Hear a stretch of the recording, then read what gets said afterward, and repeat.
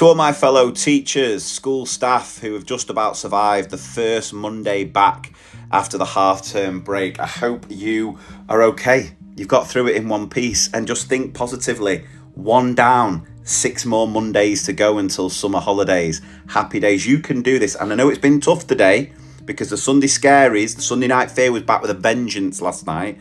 And I'm sure many of you were up till God knows what time, just thinking and overthinking and worrying and stressing. But I'm here to tell you, you've got this half term. I'm not saying it's going to be a breeze, far from it. We had that temptation with this last half term to think, oh, we're nearly at summer, things will calm down. Not with reports, not with transition, end of year show, and all the other stuff that gets packed in to this last half term because other things get in the way, sports days, residentials, whatever it might be. This is going to be a slog. Let's not sugarcoat that. But this half term is a special one because we tend to really have moments that create lifelong memories with our students. And it's just a reminder to let you know what an incredible impact you have. Just today, when your students walked into school, just think about that moment where some of your students looked at you and a big beaming smile came on their face because they've been counting down the days to get back in your presence and your company,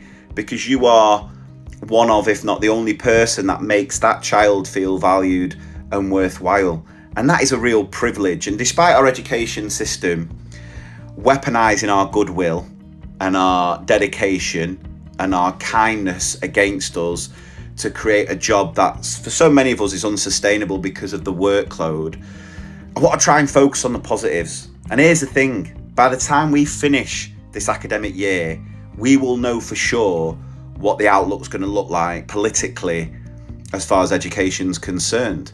We may well be, come beginning of July, in a position where we have a new government that actually values teachers, values education, is going to speak and listen to the profession, and maybe, just maybe, start funding and investing in education, because we all know that is the key to unlocking everything else, and we all play a vital part. There's lots of other good things happening this half term as well. We've got the Euros happening. Surely it's coming home this time.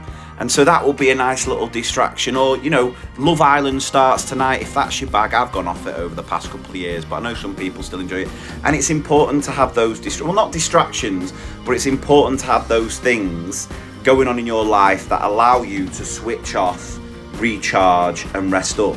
Because time and time again, we've just got to remind ourselves that we are the most important resource in the classroom. When you really get down to it, when you look at that to-do list that is never ending, and you're never going to complete that to-do list, by the way, so accept that so you don't put pressure on yourself and feel that you're not good enough if you're not, because no teacher can complete the to-do list.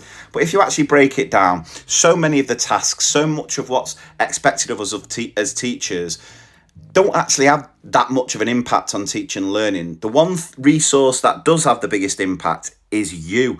And if you're up till all hours doing paperwork, admin, and all that other crappy workload, that's going to take away from you being the best version of yourself in the classroom. So we've got to prioritise ourselves and make sure that we are giving ourselves a break and we are prioritising the most important resource, and not falling into this trap of the teacher martyrism, because that needs to go. Yeah, it might have been a day where you got a little bit of bad news. A colleague that you love, your teacher bestie, has handed their notice in, is leaving the profession because obviously the date for that's now gone, and that's just completely crushed you. But you will make it through. You'll get there. Trust me. I am here to remind you that you are amazing at what you do.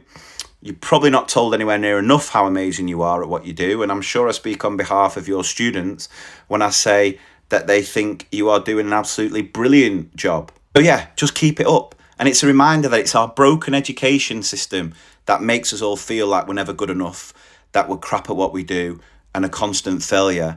So much of that is out of our control. It's not our fault. It's the government, and fingers crossed that might change.